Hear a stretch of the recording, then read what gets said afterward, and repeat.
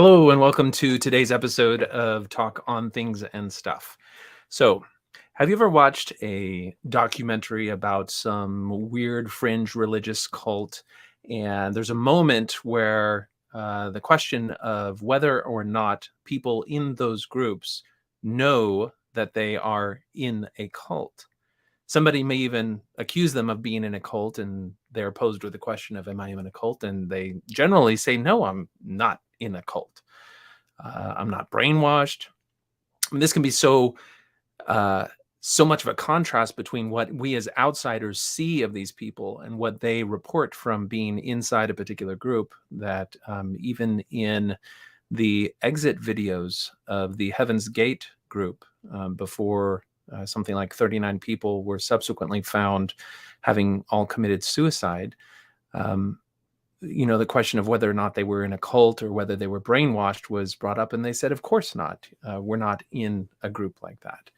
And so the ability of people to have any insight into the nature of that question is really, really difficult. And if you're talking with people who you want to kind of bring up the subject of whether or not they themselves have been subject to the type of coercive control that gets people in cults, but then they can't realize that they're in cults. It's really hard to do because you kind of have to get someone to see the strings by which they're being pulled. And that's a really hard thing to do. Not only that, but then just the question of whether or not something is a cult is really hard because nobody can agree on the definition of a cult.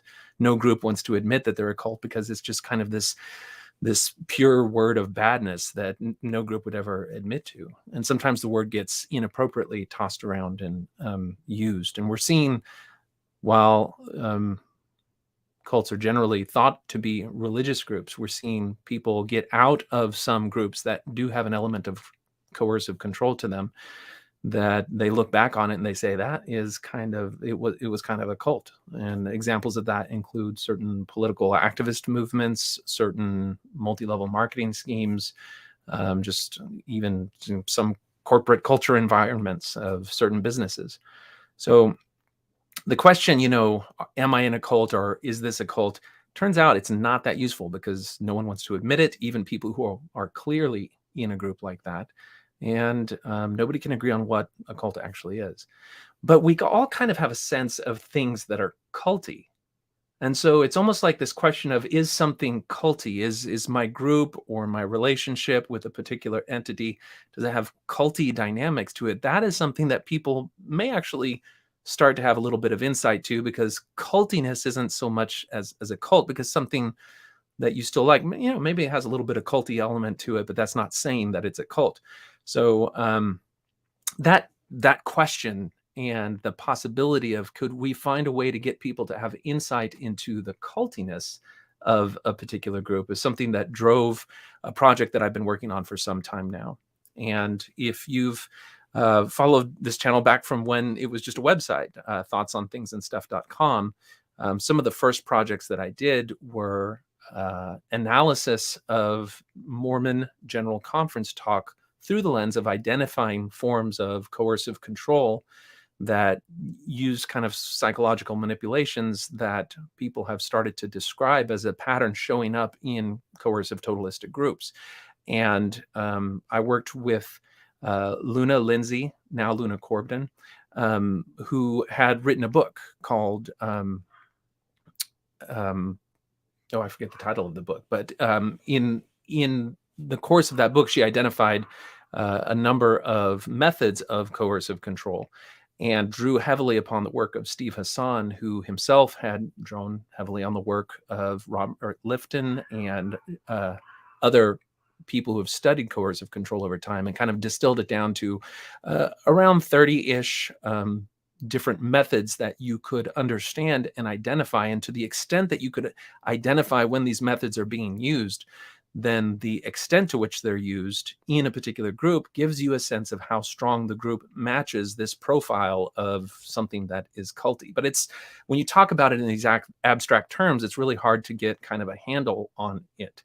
And so a few months ago, Luna was invited to do a series with the Mormon Stories podcast. And there's a whole week of excellent interviews where John DeLynn and Luna sit down and go over and define and explore different ways that some of these tactics of coercive control manifest in the Mormon religion, in other religions, and other groups. And as part of that week, John DeLynn did an episode that was essentially a questionnaire. How do I know if I have been raised in a coercive environment? And in that, he went through each of these items in what I published as the glossary of undue influence. Undue influence is another word for coercive control, for culty tactics, for thought reform techniques. These are all words that have been used to try to kind of get around what these things are, because they're really hard to describe and encapsulate with a single word that's not the word cult.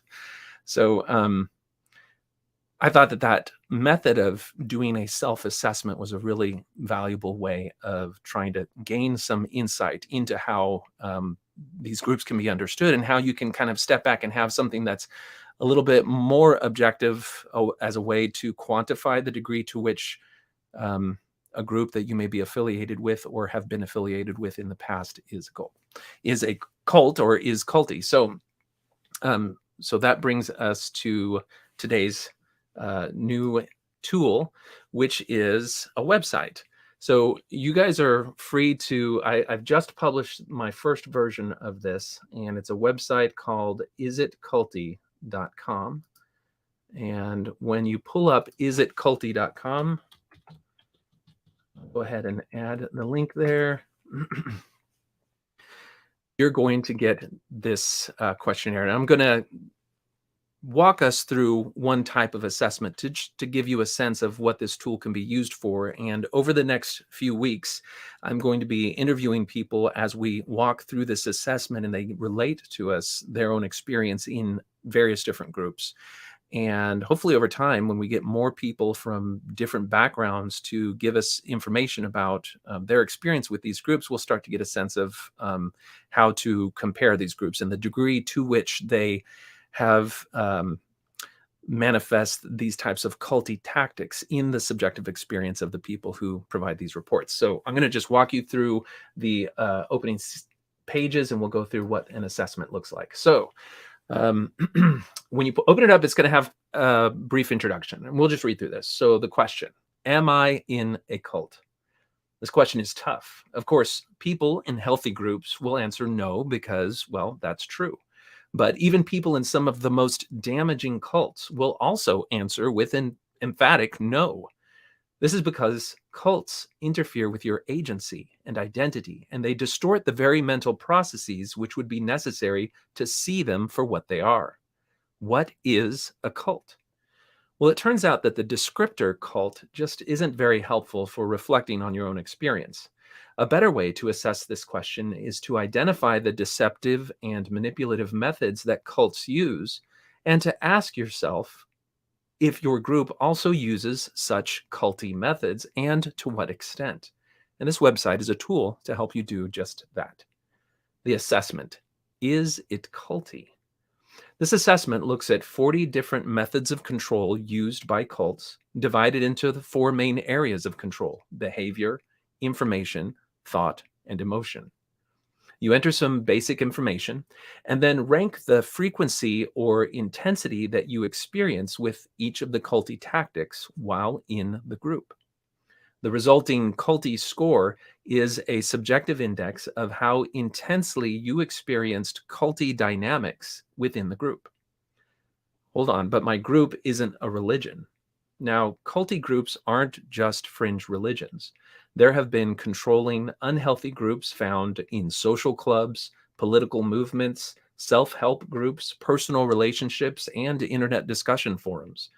People under the influence of such groups lose objectivity and may not see the group for what it is.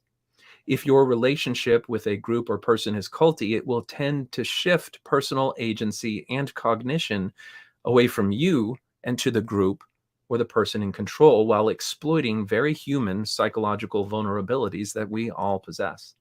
No claims about God are required. So no one may have a good answer for the question, is my group a cult? But this tool may help you answer a more useful question. is my group culty? Is it culty? If you're able to and ready to examine your experience in a group, then click the button below and begin. So we're going to go ahead and do that. So if you just click on the little "I'm not a robot," you may be provided with some images where you have to prove that you're not a robot by clicking on things. But once you do that, you can click the begin assessment. And this is how the assessment begins.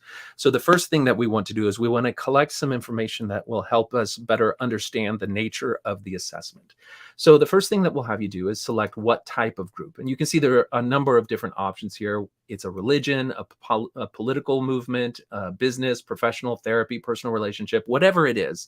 You should be able to find the category of the group that you're assessing. Remember, it's not always just churches. It may be your local knitting club or something like that, where you're just trying to understand if this group is taking unhealthy, manipulative, and coercive practices too far.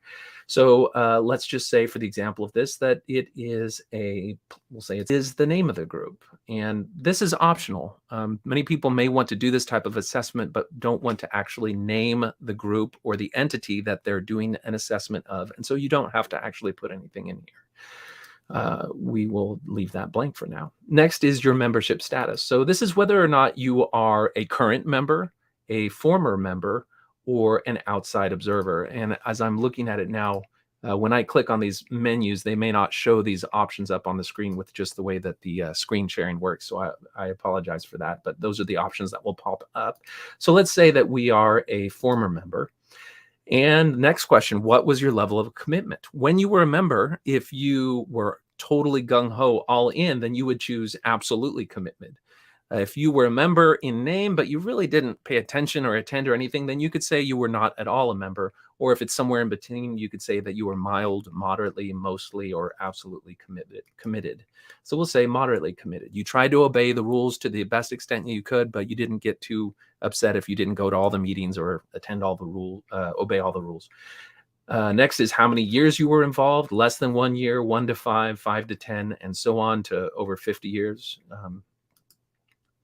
How would you describe your experience? And this is something that I understand that with a tool like this, your perspective towards your group may actually change in time. And this is just going to be a snapshot of your perspective at this moment in time. Not only that, but some of the things that we're going to be assessing will be things that you may reevaluate in the future and decide is actually different. I've spoken to people who got out of multi-level marketing organizations where if they took an assessment like this while they were in the group and committed to the group, and somebody said, does your group use deception as a way to control you? They would say no, because at that point they didn't understand that the information that they were being provided with was false. But after they got out of the information, looking back, they would score that very highly because they realized that a great deal of the information they had been provided were fabrications or outright lies. So this helps us just to kind of keep that in perspective. So how would you describe your experience? Well, people who are in the group currently and don't really see any problems with it may say it's mostly positive. Or if you're out of the group and you had been harmed a great deal by the group or understand that harm, you may rate it as mostly negative. This is just to give us a snapshot of a potential form of bias that may color the type of answers that you receive or that you submit. So you can choose mostly negative, equally positive and negative, mostly positive, or all positive. We'll just select equally positive and negative. Now, once you've entered all of that initial information, you can click next, and this is the main screen that we will be working from. Okay, so this is the point at which it's supposed to be displaying everything, and don't tell me that I have a bug in the system. Let's see here, begin assessment. All right, well, if that is the case, if I do actually have a bug in the system, then I'm going to have to figure that out. Let me just do a quick test real quick.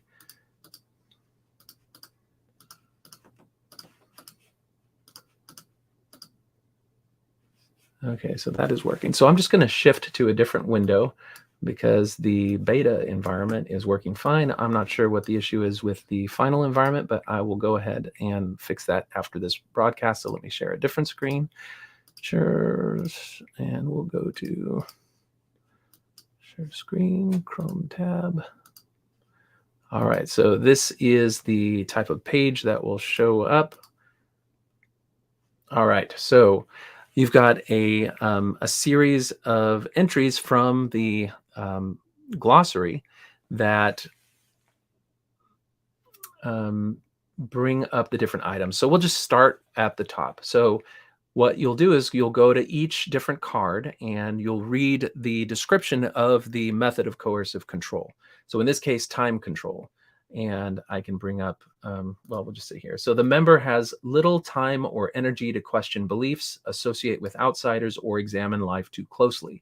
Time spent on group-related activities is strongly encouraged or enforced and usually fills every spare moment.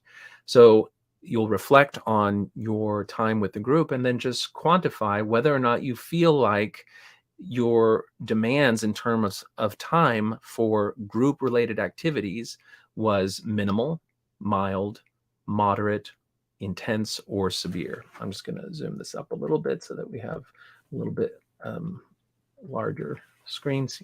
And so if you feel like it wasn't that bad, you still had plenty of time for pursuing your own interests that were unrelated to the group, then you might call it moderate. If you feel like every waking moment you had to be doing something related to the group, then you would click severe. Once you rate a particular culty dynamic or method of control, then the background will change to let you know that you've already scored it. And a little icon will pop up in the corner. If you want to really help with this type of assessment tool, then after you've rated it, you can actually click the little icon and add some detail explaining. If there was one particular example that really exemplified the nature of a particular method of control, then you can actually add some details here. If there's a link to a particular website in the organization that is an example of that type of control, then it would be helpful to add that here. This is just something that will help us get some information at the end. When you're presented with your score, all of the notes that you've entered will also be on that page. And that's a page you'll be able to share with other people. So if you take the time to really build a profile here, you'll end up with a link that you could share with other people so they can kind of understand just how you felt your life had been affected by the demands that the group held on you personally. And so if we were going to add something here, we could just say here, there wasn't an excessive demand on personal time by the group. Meetings were confined to 1 or 2 days of the week, and no one ever checked up on us. So that was something that would be really not much of a demand if you had somebody else who had an experience in a group where they had to account for every single minute of every single day, and they had to constantly be working on group dynamics. If you've ever watched any of the Heaven's Gate documentaries, you'll see that that is the type of time control that was enforced upon them. So that would be a description that you would enter at that point. Okay, so then let's say you look at relation control. The group dictates who the member can associate with, including who they consider to be friends, family, or sexual partners. All relationships are subject to the judgment of the group, and none are higher in priority than the relationship of the member to the group itself. So if that type of relationship was intense, then you would click on intense. And if you felt like it, you could add a note by clicking on the icon in the corner. Same thing about material control. I'm just going to go in and put a number of random ratings here so that we can get through this type of assessment. You can see that we've talked about imposed dependency, destabilization, public commitment, belief follows behavior. Each of these is accompanied with a little description of exactly what it is. And to help you further, when we do a assessment with somebody who has come out of a group, we'll spend time on each of these, describe what it is, and then get an example from real world interaction with a group that explains exactly how it manifested in that group. So I'm just going to click on a few of them here: blame reversal, induced phobias, dissociative states, double binds, no honorable exit, milieu control, deception, sacred science, mystical manipulation, confession, spying and reporting, unaccountable leadership, black and white thinking, propaganda saturation, transformed identity, Doctrine over Self. There are 40 of these in all, and this is not like one of those, what Hogwarts house am I, where you answer 5 questions and it's tried. This is, a pretty extensive list of the types of manipulations that you may experience. And so give yourself a good chunk of time to sit down and do this. So once you've done that, then at the end, you just hit calculate score, and you'll be presented with a score. So it'll have the basic information. It'll give you a number, which is a ratio of the maximal score. The maximal score, in this case, there's 40 different items. If you rate it severe, you'll get 2. If you rate it moderate, you'll get a score of 1. And if it's minimal, you'll be a score of 0 for each of those items. And then it's scaled in between those on the other variations. At the end, you'll get a score.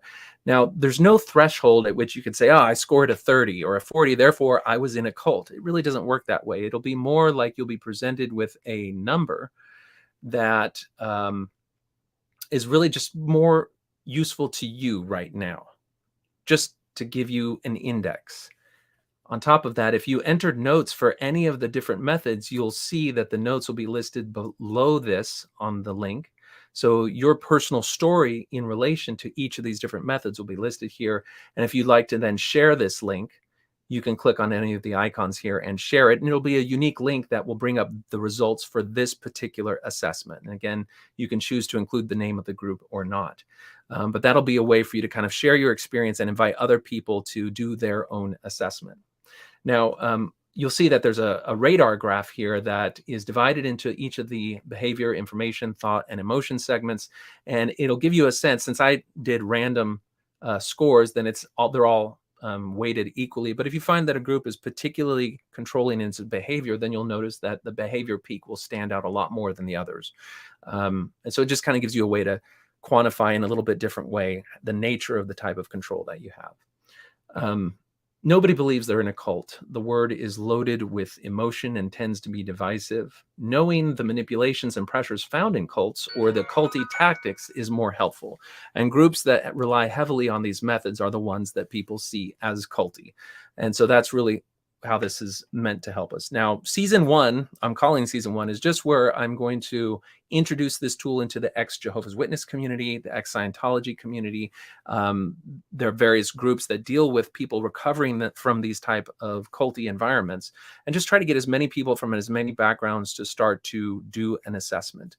Once we have a good body of assessment done, then we'll go to season 2. And that will change the nature of this result screen, where not only will you be able to see what your score is, but you'll also be able to see aggregate scores from other groups. So you'll be able to see what the typical ex-Jehovah's Witness who had a bad experience scores or had a good experience scores, or the typical Scientologist that had a good or a bad experience. You'll be able to tweak with the data a little bit to see what those average scores are, and then you can compare it. So then you can say, if my knitting club in my assessment of it came up with a score of 50, but then on average Scientologist came up with a score of 45, then that should at least be a red flag that there's an aspect of the type of control in my particular group that, if I already consider Scientology to be kind of culty, then that would give me some sort of relative measure.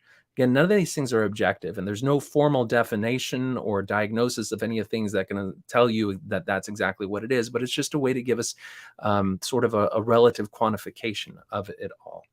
So that's really the body of it. Look forward to the next couple of weeks where I have some interviews lined up with some people from various different backgrounds who are going to walk through this type of assessment. I just wanted to make sure that I had a chance to do an introduction of the It Culty website and tool now.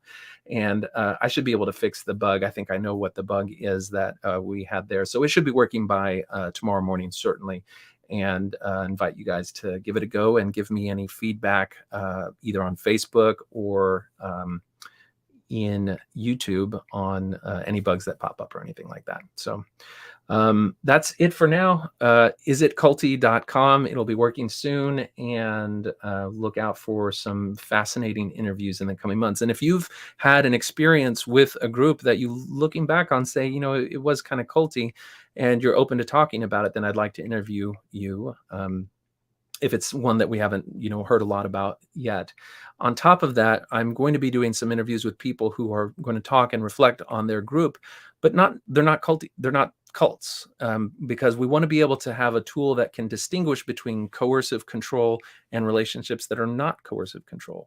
Because many of these different things that can be coercive and controlling can also be found in healthy relationships. They're just not taken to an extreme degree, or they're not infused with a totalistic kind of tint that changes the way that you can choose to obey or disobey.